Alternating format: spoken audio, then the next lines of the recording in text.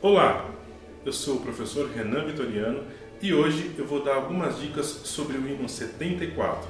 Se você tem dificuldades com mão esquerda, mão direita, sonoridade e mudança de posição, nessa videoaula eu posso te ajudar.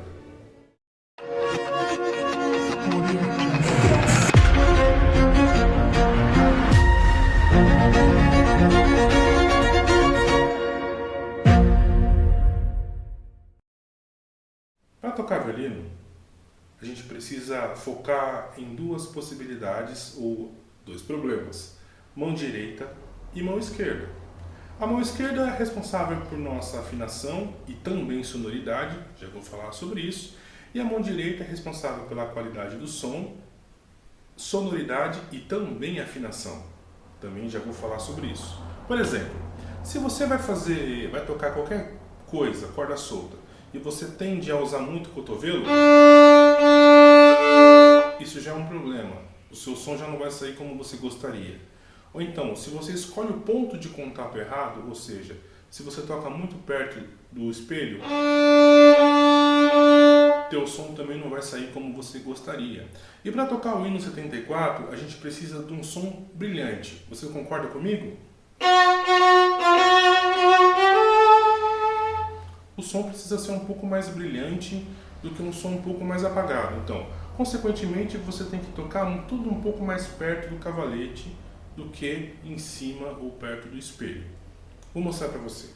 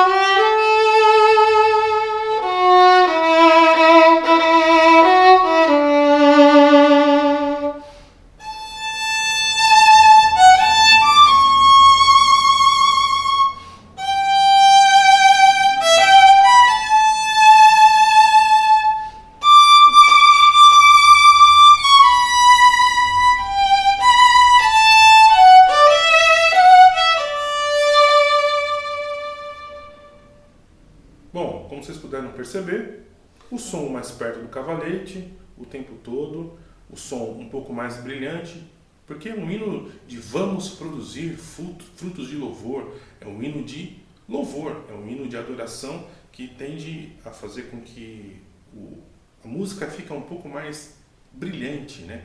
Qual é a diferença de brilhante e apagada? Brilhante, apagada. Essa é a diferença. Eu queria começar falando sobre a mão esquerda. Por exemplo, no primeiro compasso desse hino tem Fá, Fá, Fá, Mi sustenido, Fá. Queria falar sobre dedilhado. Então a escolha do dedilhado é importantíssimo para a qualidade do som. Viu como a mão esquerda interfere na sonoridade do seu instrumento? Então, se você fizer Fá sustenido e depois Fá natural, arrastando o dedo 2 para trás, sai essa sonoridade aqui, ó.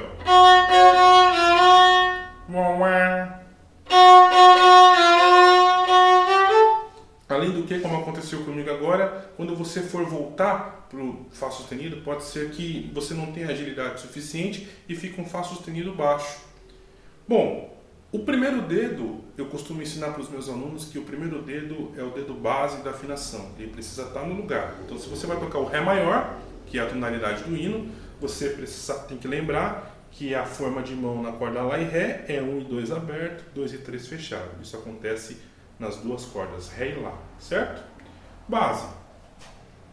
Para a gente fazer que isso funcione, esse Mi sustenido, você precisa colocar o seu dedo 1 para frente. Obviamente vai mudar um pouco a sua base. Mas depois que você toca Fá, Fá, Fá, Mi, Fá, Fá, Sol, Lá. Depois que você tocou o Mi sustenido, você volta ele para o lugar. Fá, Fá, Fá, Mi, Fá, Fá, Sol, Lá. Vocês viram que eu voltei para o lugar? Agora tocando. Já foi. Usei o Mi sustenido e voltei ele como se fosse Mi natural. A próxima coisa que eu gostaria de falar sobre ainda esse trecho é o quarto dedo, né? Algumas pessoas têm o costume de tocar muita corda solta. Não é proibido tocar corda solta, mas você perde a oportunidade de fazer uma música bonita com a corda solta, porque a corda solta é uma corda que ela vibra sem nenhum cuidado. Ela vai vibrar bastante se você não tiver controle do arco, ela vai estourar, principalmente corda Mi, na sua sonoridade. Por exemplo, perceberam a diferença de sonoridade do que eu estava produzindo na corda Ré para o que aconteceu na corda Lá? O que eu aconselho então? Usar o quarto dedo. Muita gente não gosta, mas é só você usar ele com convicção.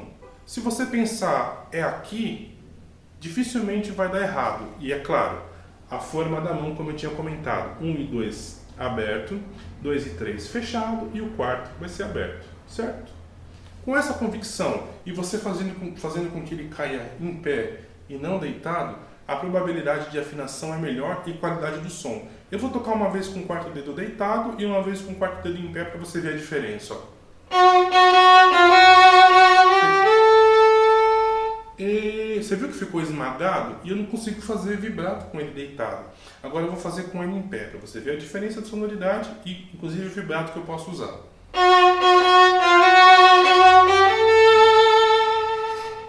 Mantive a mesma proporção em todas as notas e consigo fazer essa semifrase com um pouco mais de qualidade. Então, essa nossa primeira frase do hino está resolvida. Ó.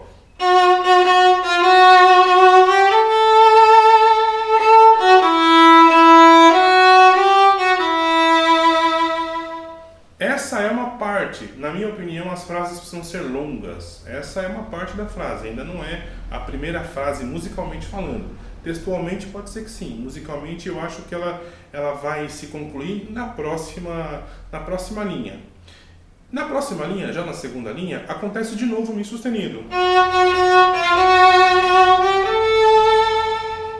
E o que eu gostaria de falar nessa parte do Mi sustenido, a gente já conversou, é que ao invés de você repetir o dedilhado fazendo com o quarto dedo na corda Ré, você muda para a terceira posição. Por quê? Se você ficar na primeira posição, o seu Ré final vai ficar na corda solta.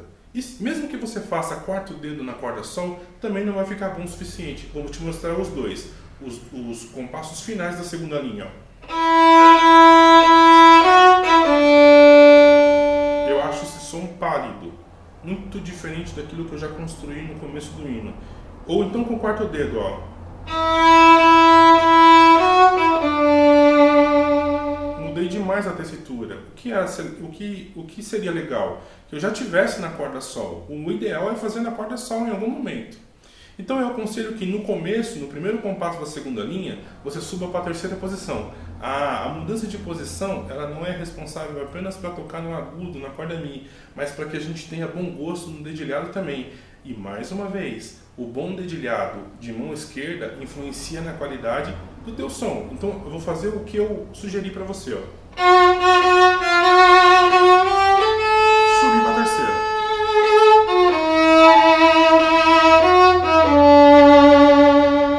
Eu vou terminar a frase na terceira posição na corda Ré com o dedo 2 e com um vibrato bonito. Vocês concordam comigo? Ó?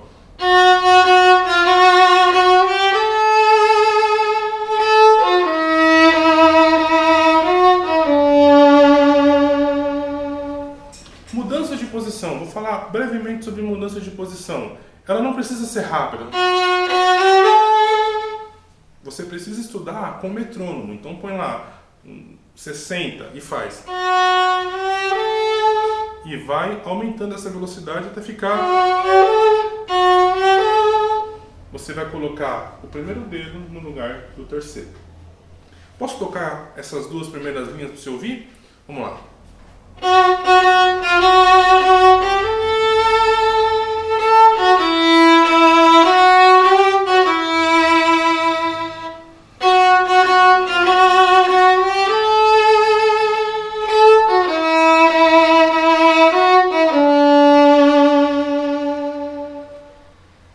Muito mais bonito, não é mesmo? Continuando. Teoricamente, a terceira linha a gente começaria na terceira posição, já que a gente está na terceira posição. Mas tem um problema, você pode até começar na terceira posição, só que tem um Fá sustenido, né? Então, o primeiro dedo na corda Ré é Sol, o Fá sustenido você precisa descer e ir para a segunda posição. E depois, continuando o nosso problema, tem um Si, Ré, Dó, Si, Lá. No penúltimo compasso da terceira linha, você vai precisar subir para a quarta posição. Ou seja, são muitas mudanças de posição. Então eu aconselho você ir para a primeira posição, né?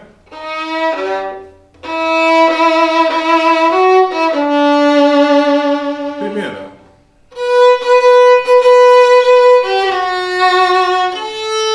Corda solta, não. Toda vez que a gente faz corda solta, a gente perde a oportunidade de fazer música bonita. Então...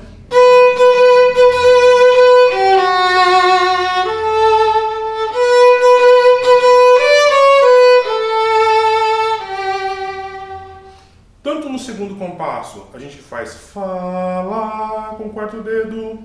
E no último compasso, Lá com o quarto dedo, Sol. E não corda solta. E tem uma mudança de corda. O ideal é a gente ficar na mesma corda para começar ou finalizar uma frase. Então...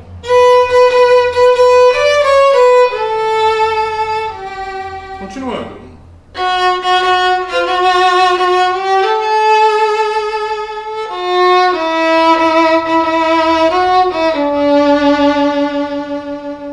A quarta linha da nossa primeira página é o mesmo conceito da segunda linha. É igual em questão de dedilhado. A gente pensa exatamente o mesmo dedilhado. Sobe para a terceira.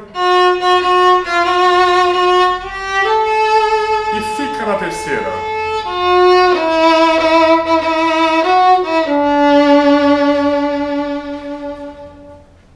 Essas são as minhas sugestões de mão esquerda. Agora vamos às sugestões de mão direita. Bom, a gente tem um hino inteiro pontuado, né? Então, para pensar no arco, a nossa colcheia pontuada não pode virar uma tercina. Como a gente costuma dizer no linguajar musical, ela não pode ficar mole. Isso não tira o efeito que o hino tem. Ela precisa ficar mais pontuda, como a gente diz. Então, a minha sugestão é: você faz a primeira nota, para um pouquinho o arco e dá um impulso para baixo de novo, sequencial para cima. Mas para isso funcionar, você precisa ter esse movimento aqui, ó, no seu arco. Então, se você tiver a empunhadura correta, sua mão arredondada, você faz esse movimento. E onde está o segredo do impulso? Nos dedos. Tá. E não é braço, muito menos pulso. Vou te mostrar com o braço, ó. Além de você tensionar o seu braço, dói, não funciona como você gostaria. E aqui, neste caso, também não é só o antebraço. Toquei com a mão completamente paralisada, só usei o antebraço. Perco qualidade de som e não sai no tempo que eu gostaria, com a mesma agilidade. Então, quanto mais movimento, quanto mais agilidade, menor o movimento. Então, eu preciso disso aqui, ó. Treine em casa, só com a ponta dos dedos. Para cima, para baixo, para cima. Para baixo, tá, para cima, tá. Estica a mão e volta, recolhe a mão e volta. E olha o que acontece com o meu pulso. Tudo isso aqui precisa funcionar. Então,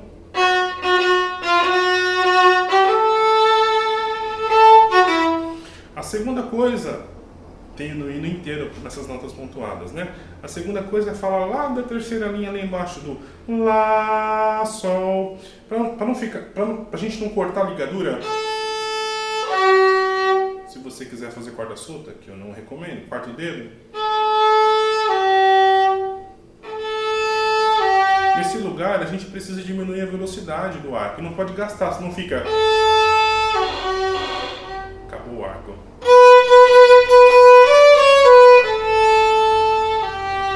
Economiza economiza e gasta no sol. Falando ainda de arco com ligadura, a gente entra no coro. O coro tem uma longa nota no final do hino, uma longa nota seguida de uma nota para baixo. E na nossa notação tem um sinal de talão com um Azinho, que significa aproveitamento. Então, precisa economizar ar. Lá, economiza.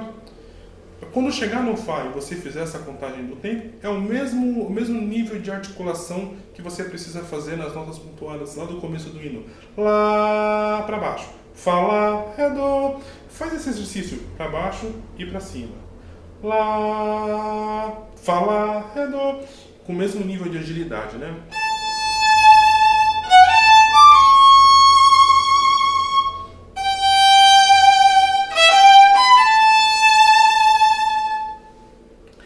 E a última coisa que eu gostaria de comentar nesse vídeo é as notas agudas, o oitavado. O oitavado, a gente, em primeiro lugar, tem que tomar cuidado para não apertar o arco demais na corda, porque ele fica esganado e ardido, fica feio, né? Se acontece isso com você, é porque você está apertando o arco demais na corda e está usando velocidade de menos. Precisa dosar bem a velocidade e o peso. Não é apertar, é peso. Aí alguns alunos me perguntam, mas professor, e a pronação? O que é pronação? É você apertar o arco com o seu indicador. Na verdade, não é só levantar o cotovelo e apertar, mas usar o peso do seu braço a seu favor. Até porque se você tensionar demais e apertar demais, você precisa da agilidade para continuar tocando e não vai ter, porque está tenso. E todas as vezes que você estiver tenso, vai dar alguma coisa errada no teu estudo, no teu hino, no teu som, na qualidade daquilo que você quer produzir. Então, sem tensão, mais peso. E todas as vezes que você estiver com o arco bem colocado, no ponto de contato correto, você tem uma afinação melhor. Olha o que acontece quando eu uso o ponto de contato errado. Pareceu mais desafinado? Ó. Pareceu mais afinado agora? Não mexi minha mão, mexi o ponto de contato. O ponto de contato, ou seja, o arco também é responsável por você tocar afinado.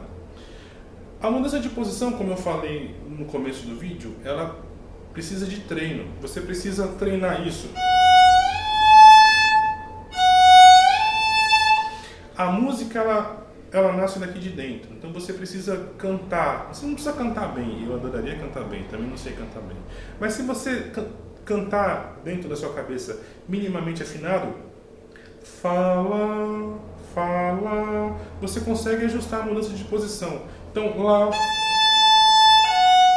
lá, aconteceu. A mudança de posição ela não precisa ser rápida, como eu já comentei. Ela só precisa acontecer afinada. E para finalizar o vídeo, vou tocar o coro mais uma vez e fazer as sugestões de dedilhado. Então você começa na primeira posição, sobe para a terceira. Primeira. Corda solta. Pela primeira vez eu aconselho você a usar corda solta, para não cortar a tessitura do hino, para não fazer.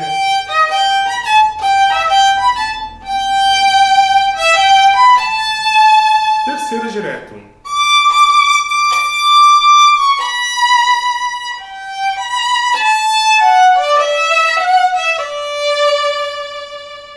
Então você finaliza o hino inteiro na terceira posição. Sugestão?